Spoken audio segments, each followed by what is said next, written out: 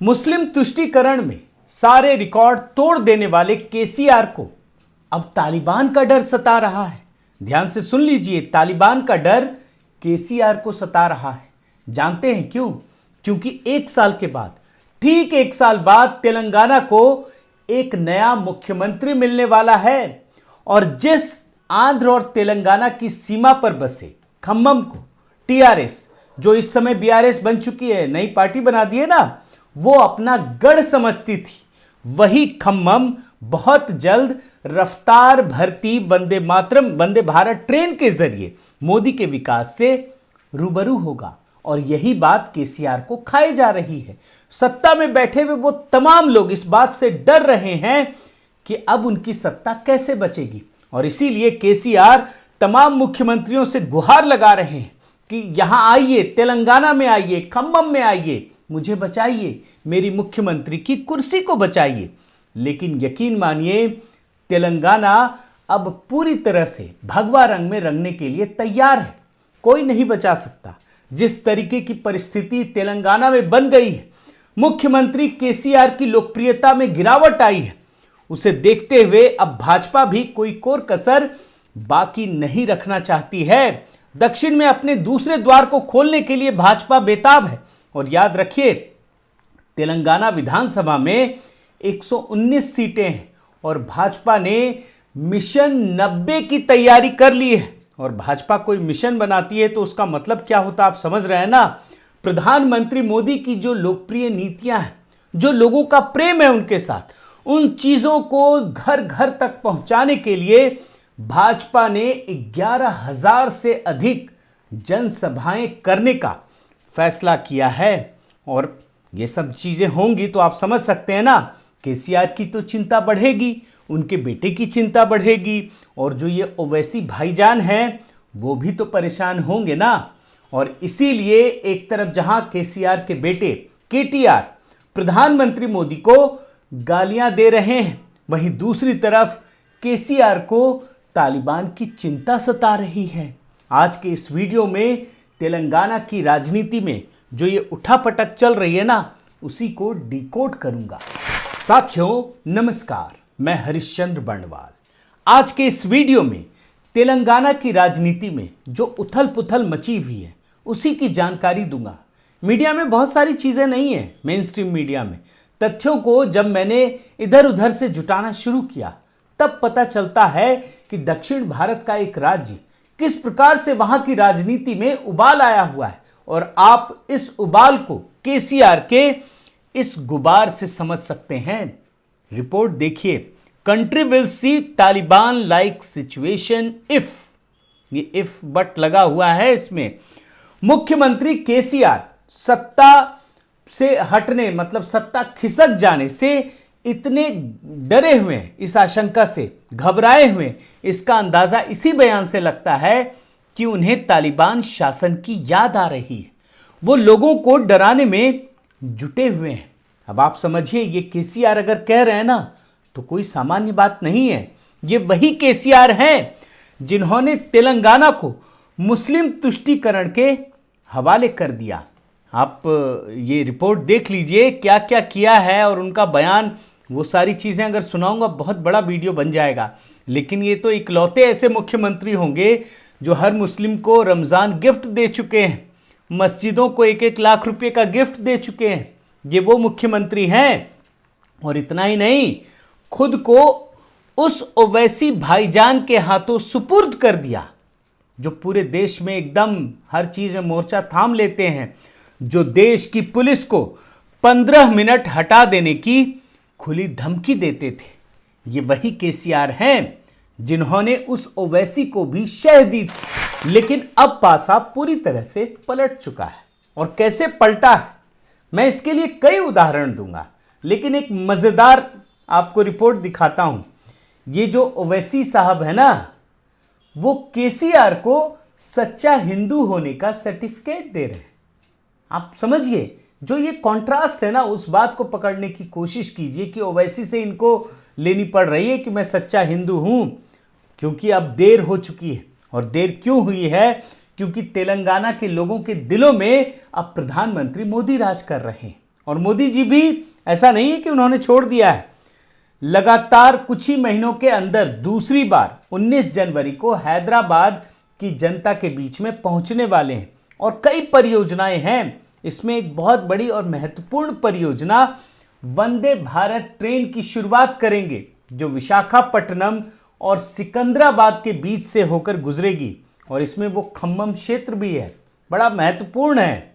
क्यों है अभी मैं वो भी आपको दिखाऊंगा। इसके अलावा 7,000 करोड़ से ज्यादा ऐसी परियोजनाएं राज्य की जनता को देंगे जिसका सालों से उन्हें इंतजार था। अब प्रधानमंत्री मोदी ने तो इतनी सारी योजनाएं दे रहे हैं या दे चुके हैं, लेकिन 10 साल से जो केसीआर राज कर रहे हैं, ये दूसरा टर्म उनका पूरा होने वाला है, तो उन्होंने क्या किया, राज्य की जनता को क्या दिया? सिर्फ तुष्टीकरण, कुछ भी नहीं दिया। तुष्टीकरण में ही करोड़ों रुपए, सैकड़ों करोड़ रुपए उन्होंने बर्बाद कर दिए। और भारतीय रिजर्व बैंक की एक रिपोर्ट दिखाता हूं, ताजा रिपोर्ट है। इसके मुताबिक तेलंगाना के ऊपर पूरी पूंजी का 27.4% हिस्सा कर्ज है। इसके अलावा तेलंगाना में जो बैंक मुफ्त बिजली और ऋण देने के लिए, बैंकों से कर्ज लेने के लिए केसीआर की सरकार ने सीमा से अधिक गारंटी दे दी है। पूरे देश में इतनी गारंटी नहीं है, ये जो समय सीमा दी गई है। आप रिपोर्ट में देख सकते हैं। केसीआर की सरकार अपने ही जाल में उलझ चुकी है। जो जाल उन्होंने बिछाया था ना कि बाकी पार्टियां एकदम खत्म हो जाए, हमें सबके वोट मिल जाए, खास तौर पे तुष्टीकरण करते हुए अल्पसंख्यकों की, उसमें वो पूरी तरह से उलझ गई और राज्य की जनता ने भी इसे पहचान लिया। और इस बात को भारतीय जनता पार्टी ने भी महसूस किया। और ये बात कैसे महसूस किया? प्रधानमंत्री मोदी की रैलियों में जिस प्रकार से जन सैलाब उमड़ रहा था, उसे भारतीय जनता पार्टी ने देखा, लोगों ने देखा। और यही वजह है कि पिछले साल जुलाई में हैदराबाद में भारतीय जनता पार्टी की जो राष्ट्रीय कार्यकारिणी की बैठक है वो वहीं हुई और प्रधानमंत्री मोदी भी पहुंचे थे। और उसके बाद उन्होंने एक रैली को भी संबोधित किया और इस रैली में जितनी भीड़ उमड़ी थी ना, उसको देखकर हर किसी के होश उड़ गए। बिल्कुल केसीआर ये हो या बाकी लोग हो, सबके होश उड़ गए। उसका एक छोटा सा हिस्सा आपको दिखा रहा हूं, आप देख लीजिए।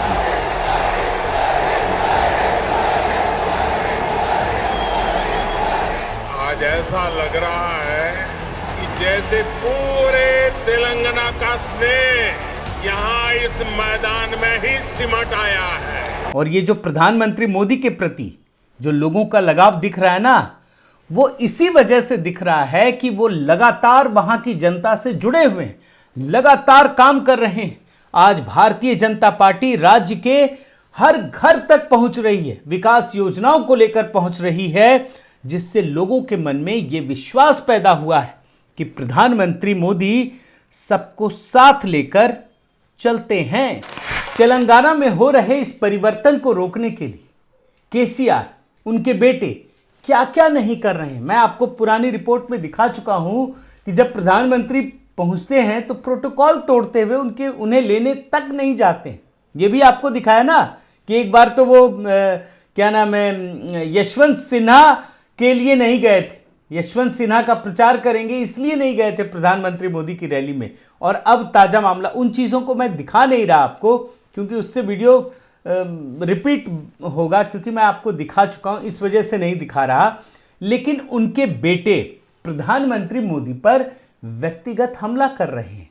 केटीआर प्रधानमंत्री मोदी को नालायक कहते हैं और पीएम मोदी जब देश में, रिपोर्ट दिखा रहा हूं, 100 लाख करोड़ रुपए की इंफ्रास्ट्रक्चर परियोजनाओं को गति शक्ति के तहत शुरू करते हैं, तो जानते हैं क्या आरोप लगाते हैं कि देश के ऊपर 100 लाख करोड़ रुपए का आपने कर्ज डाल दिया।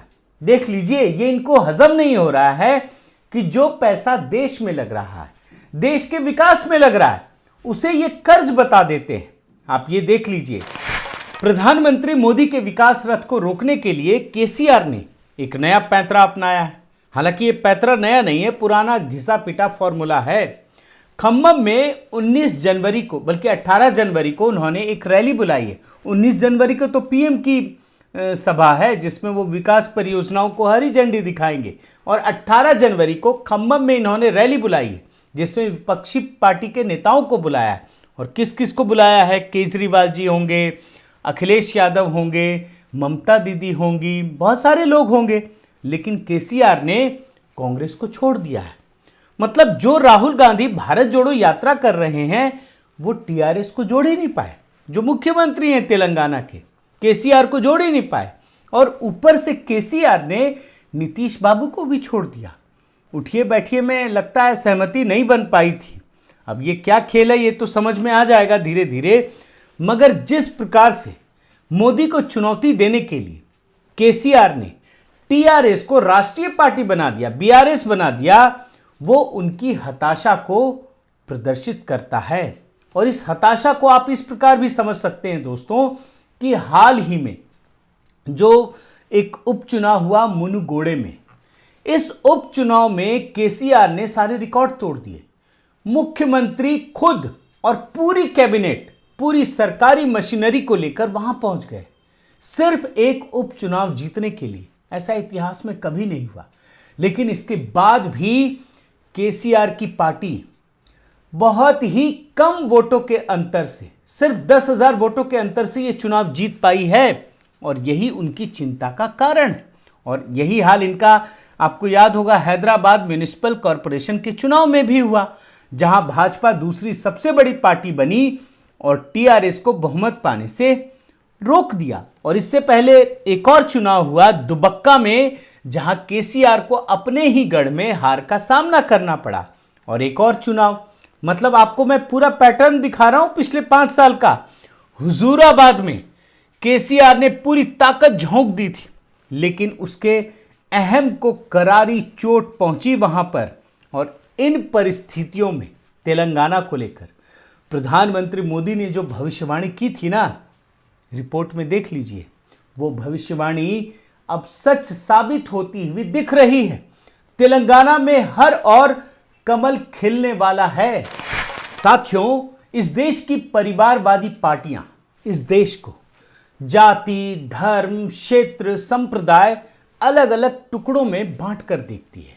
उनके लिए ये बात कोई मायने नहीं होता कि इस देश को सांस्कृतिक रूप से राष्ट्रीय एकता के रूप में देखा जाए, एक होलिस्टिक तरीके से पूरे देश को देखे। उन्हें इससे कोई मतलब नहीं। सत्ता के लालच में वो इसे तोड़ कर देखती है। लेकिन इस देश की जनता, 130 करोड़ से अधिक जो इस देश की जनता है, वो इस देश को सांस्कृतिक रूप से बिल्कुल एक सूत्र में देखना चाहती है और प्रतीक रूप में प्रधानमंत्री मोदी को अपने सामने पाती है।